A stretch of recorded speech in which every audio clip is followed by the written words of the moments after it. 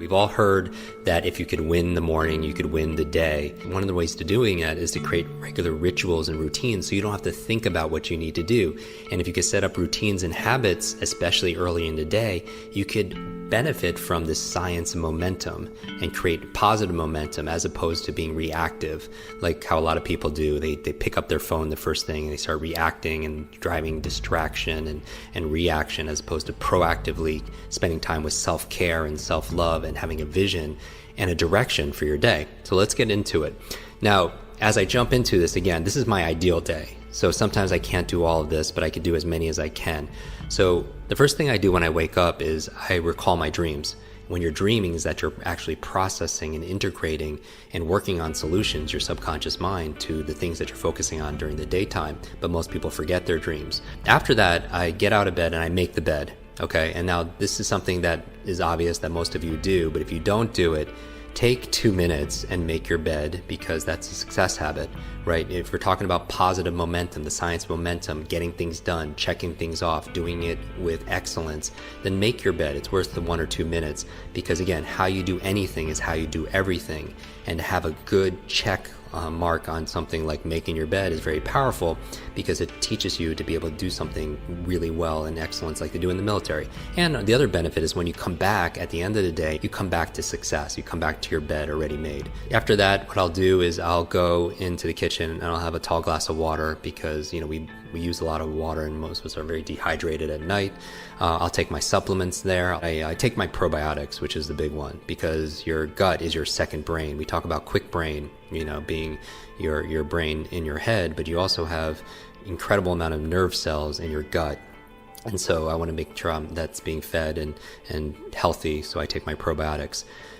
Then what I do is I do my breathing, right? I'm thinking about the things I'm focusing on here. I'm thinking about excellence. I'm thinking about hydration. I'm thinking about oxygen. Whatever your breathing technique is, I focus on breathing. So whether it's box breathing or alpha breathing, whether it's Wim Hof's method, I do a breathing technique because I want to fully oxygenate my body and, my brain, which is obviously part of my body also as well.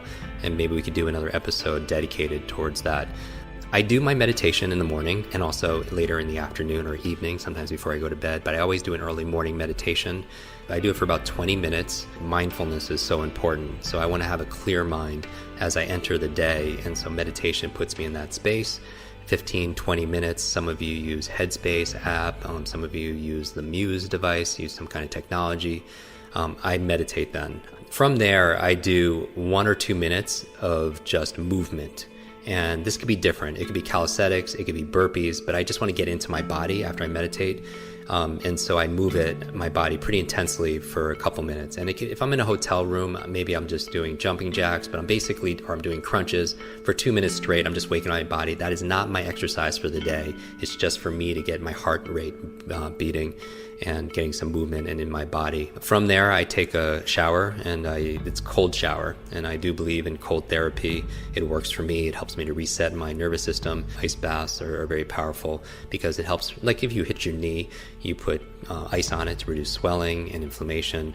Cold therapy is a very powerful way of resetting your nervous system and reducing inflammation. So I take a cold shower. When I get out, I go through my normal routine, right, of shaving and brush my teeth, all that good stuff. Then I make a tea, and my favorite tea is like a brain tea. It's a combination of gotu kola, ginkgo, lion's mane, some MCT oil, and some other gems. As I go through it, I sip my tea, and that's where I write my journal. And I'm a big believer in journaling. I've been doing it since I've been in college, and I feel like some of the most amazing thinkers of our time and in history, they journal and they keep diaries. I mean, you think about Edison, Einstein, Da Vinci. I mean, their journals are priceless, right? From there, right from journaling, since I'm writing, and I like writing. There's a lot of studies saying that handwriting is better than actually typing. Then, since I'm writing already, I'm going to my to-do list. And we all have most of us have an ongoing to-do list of things that we need to get done.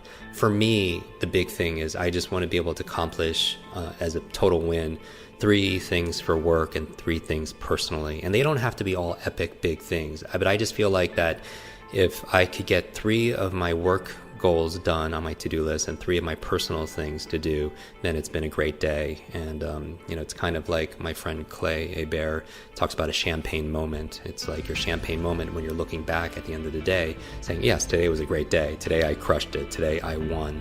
And in addition to my to-do list, I also have a to feel list, because I feel like a lot of our who we are is our states and emotions, and I think I don't want it to be just where I happen to feel a certain way by accident. It's by its design. It's the metaphor I always talk about, the difference between a thermometer and a thermostat. A thermometer reacts to the environment, and I feel like sometimes if I act like a thermometer, I'm just going to react to everything that's going on in my world, and I just might have some good positive states, as opposed to being a thermostat where I set in advance a standard, a goal, for my to feel list, certain feelings I want to feel throughout the day, so I could design it that way. To feel love, to feel curious, to feel bewilderment, right? Connection, gratitude. I also have, besides a to-do list and a to-feel list, I also look at my to-be list. Like, who do I want to be today? And, do I want to be a good partner? Do I want to be a good friend and a good leader, a good teacher, a good coach? I feel into what I want to be that day. Because it's not just about, it's kind of cliche, but there's a truth to it. We're not human doings, right? We're human beings. So who do I want to be today?